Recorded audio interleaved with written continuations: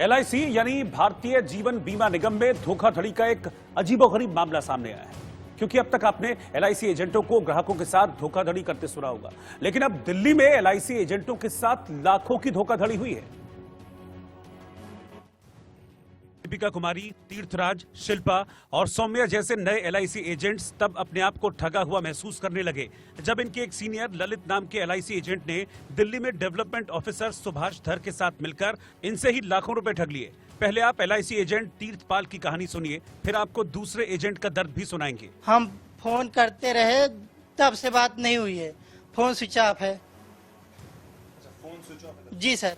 फिर उसके बाद जो है 2-3 लोग हमारे एजेंट और साथ के थे, उनका किसी का 1.5 लाख, किसी का 2 लाख, किसी का 2.5 लाख रुपए, ऐसे ही उल्टा सब लोगों ने दिलीप को दिया। दिलीप को हम देना भी नहीं चाहते थे, क्योंकि एक जो सुभाष धर मेन है सर, जब वो बोल दिए तो हमें हिचक तो रहेगी नहीं, क्योंकि जो मेन है वो बोल दिया कि हमारी जिम्मेदारी है। आज कितने महीने हो गए हैं कि आपका जो है वो कोई पता नहीं है उसका पैसे का? उसका वो हो गया 3-4 महीने से फोन वोन सब बंद है सर जी। तीर्थपाल की ही तरह LIC एजेंट दीपिका की भी कहानी है। इन्हें भी ललित और सुभाष धर ने लाखों का चूना लगा दिया, जिसमें हमारा, हमारे भैया का और हमारी एक सिस्टर का, तीनों का LIC का प्रीमियम था 1.5 लाख रुपए का।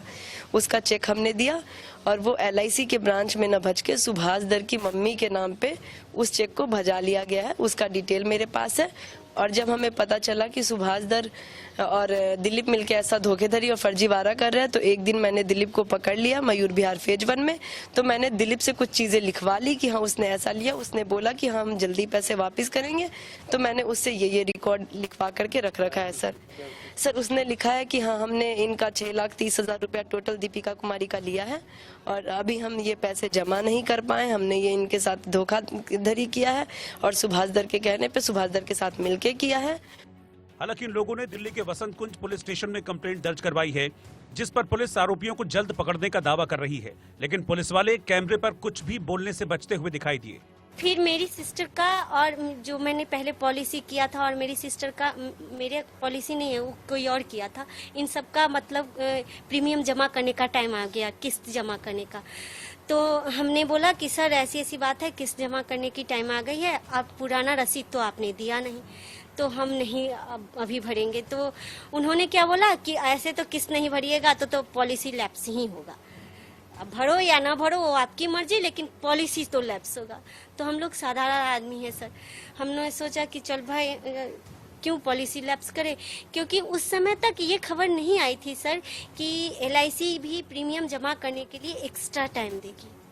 अगर ये बात हमें पता रहती तो हम नहीं देते, प्रीमियम जमा करने वाला पैसा तो कतई नहीं देते सर, बिल्कुल नहीं।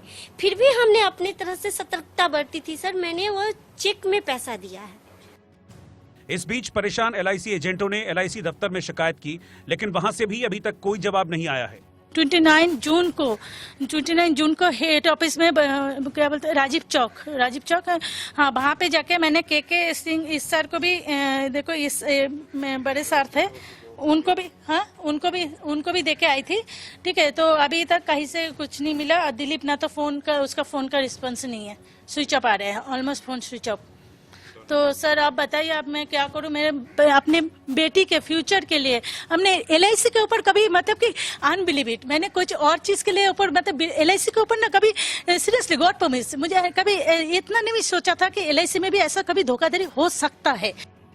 कुल मिलाकर जिंदगी के साथ भी, जिंदगी के बाद भी कहकर लोगों को भरोसा देने वाले और उनकी पॉलिसी करने वाले LIC एजेंट खुद अपने ही साथियों की ठगी का शिकार हो गए।